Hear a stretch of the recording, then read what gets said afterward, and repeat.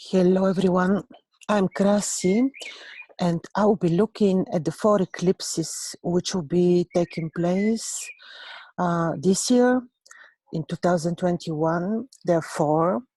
They start now in May, on the 26th of May. We have the first lunar eclipse, then we have one on the 10th of June, then we have the third one on 19th of November, and then we have the fourth, last one on 4th of December. I will inform you about the influences of each one of them.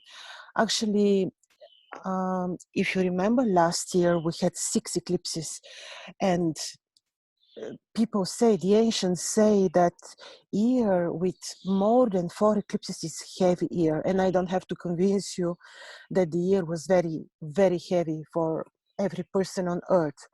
We have 4 eclipses now, which is pretty usual, very much statistically usual, normal.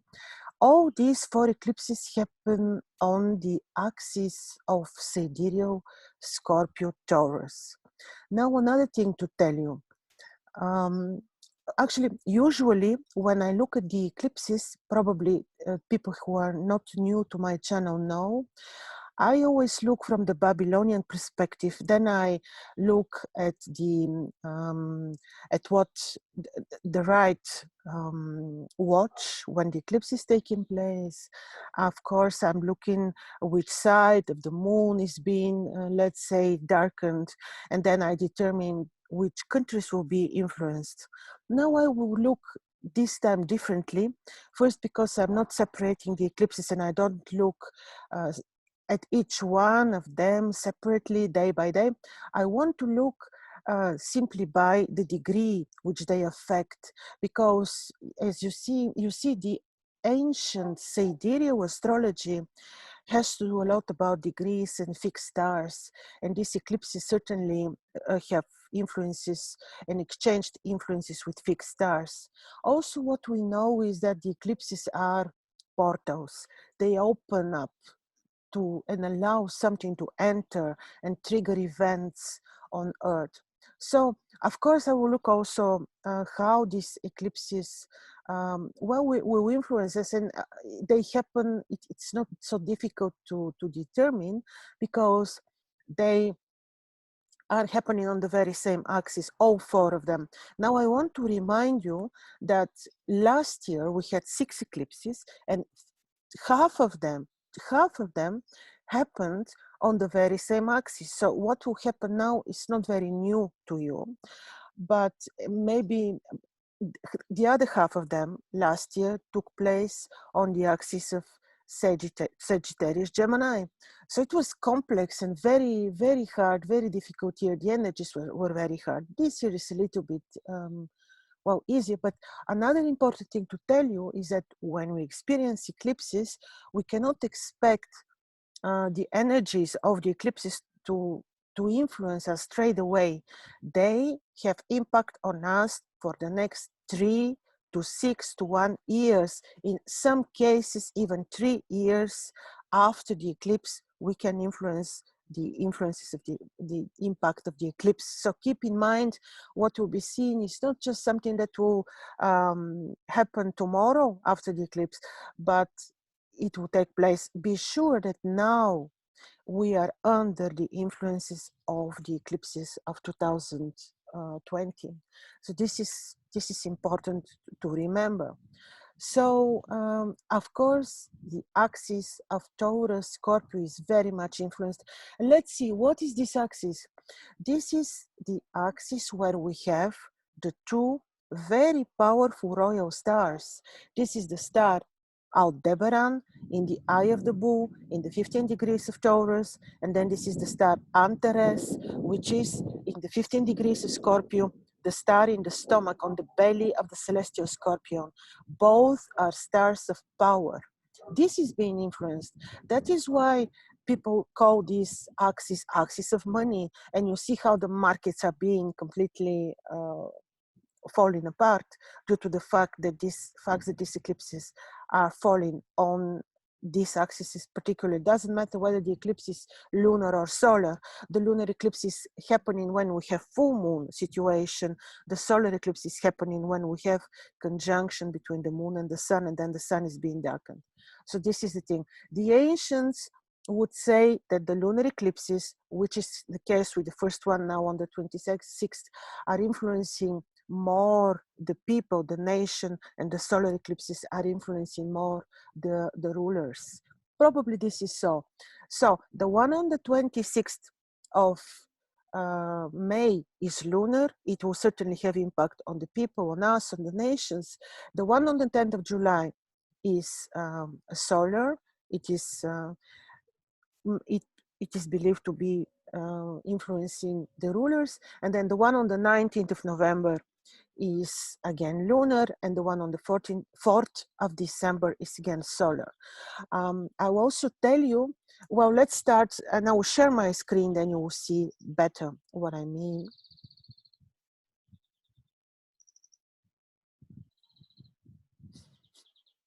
All right, let's start with the first eclipse. I hope this is visible. These are my charts of our eclipses. I will enlarge it so that you see better. Look now, excuse me. So as you see, this is the chart of the eclipse on the 26th of May.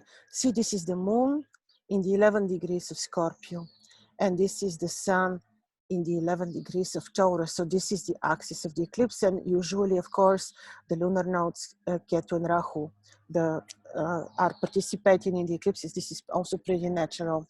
What is important to know is that the ancients say when benevolent planet is watching or participating in the eclipse, the evil is decreasing, it's less.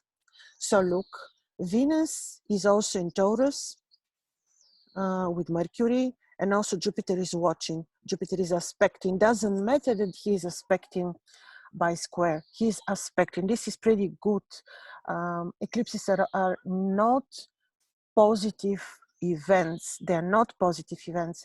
Eclipses are even being considered to be very dramatic, literally dramatic. The ancients wouldn't stay and watch the eclipse. Only the astrologer, astronomer who was a priest, absolutely, would stay and watch the eclipses, but not the people. So before explaining you what I see in the degrees of these eclipses, I want to tell you, don't watch it. Really don't watch it. It doesn't matter that many observatories want to make money and organize trips. This is not a good thing. It also don't expose your food to the eclipse or water or drink, because they absorb the energies of the eclipse. Just close whatever you have, and also don't eat it during the eclipse. So look, this is the 11 degrees of Scorpio. 11 degrees of Scorpio. This is powerful axis. When you look at the position of the sun is in the degrees of the warrior Perseus. This is the warrior of Venus, Athena, who killed the Gorgona, Medusa. These are degrees of power, by all means. Also because of what I told you in the beginning, that the axis of Scorpio Taurus is axis of power. So always eclipses trigger something. How long the influence will be, I told you, from 3 months to 6 to 1 year, in some cases even longer. So yes, I see this eclipse as not that malefic, simply by the fact that benefic planets are participating. Bad planets are not aspecting. This is very important. Of course, this will trigger events related to finances. So it can be it will not be very positive, of course, for the markets. People who have sun, moon in Taurus or Scorpio, people who have ascendant, descendant, in particular, will experience these influences. So I'm telling you, this is not dramatic, but around this time, especially the whole month of June, because in June we also have the 10th of June eclipse. Don't initiate anything important, but in any case, these are degrees which are very much about serious power, and also the degrees of Scorpio are also very, very powerful, not necessarily benevolent. So this can open up reactions by people as a response, violence from rulership. The thing is that this eclipse in particular is not that malefic. It isn't. We will see it temporary if you have it on a key position, like I explained in your chart. This may not be very lucky for you temporary, but in any case, this is not so bad. Then let's look at the one that is taking place on June, 10th of June. See the eclipse here, taking place on the 25th degrees of Taurus. Now this eclipse is interesting, even more interesting. It is a solar eclipse, and it's happening in conjunction with the star Rigel. What is the star Rigel? First of all, this is the same axis, Taurus, Scorpio, axis of money, axis of enormous power. And here we have Rahu, here we have the star Rigel. The star Rigel is one of the 3 stars from the Orion's belt. This star is typically, again, star of money, and that's it. No way this eclipse not to influence, not in a good direction, the markets, the finances. This is not a very good eclipse, the one on the 10th, the solar.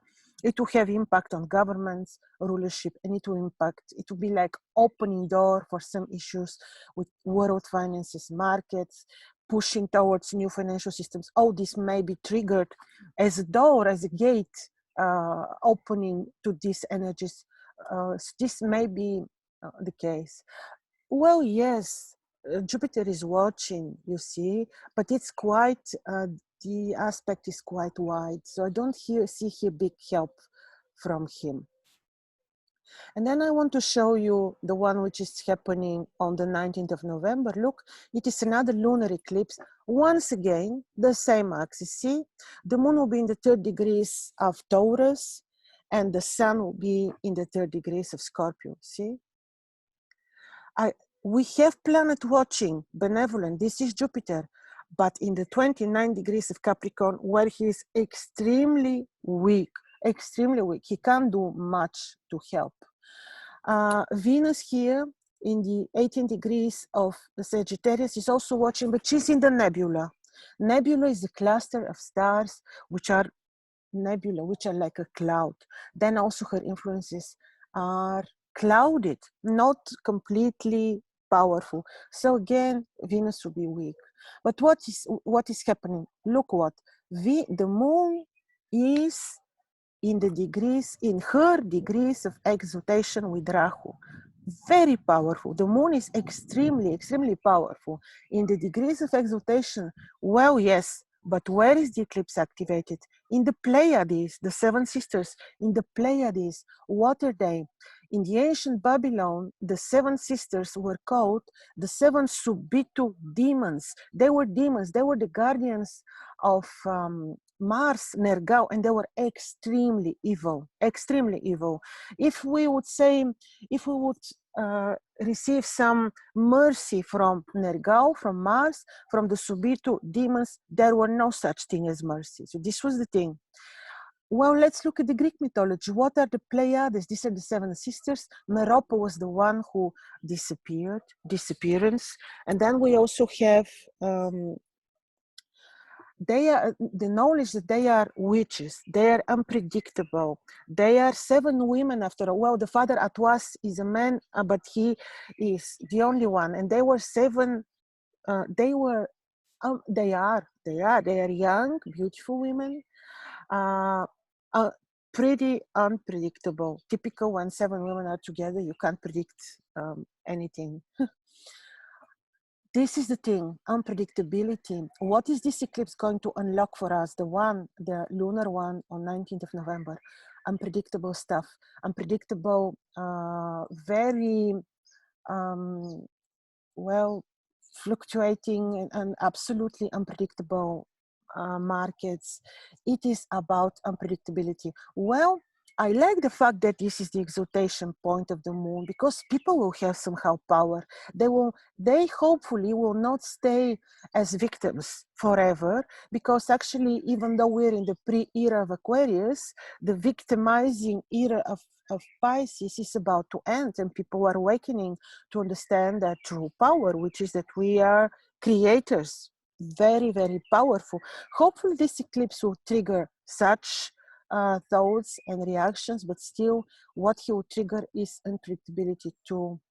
Saturn watches with a trine. This is not bad, but I see this one as more serious than, because of the degrees of the Pleiades, which are malefic degrees of market unpredictabilities. Again, the financial worries may continue. Then we have the last one of this year, happening on the 4th of December 2021. Shortly after that, we're going to have, again, in this very axis, look, it is in the 18 degrees of Scorpio. Soon after this eclipse, we're going to have the first rise of Mars, who will be invisible for quite some time. He will rise in these degrees, and this is very serious eclipse. Scorpio is poison. Scorpio is, of course, is medication, but Scorpio is poison. What is we have in the tip of the tail of the Scorpion? Well, it is poison. And these degrees are considered the 18 degree Scorpio, where we have the solar eclipse this time, which will impact governments. And we have no benevolent planet watching. Well, we have Jupiter, but this is a very weak aspect.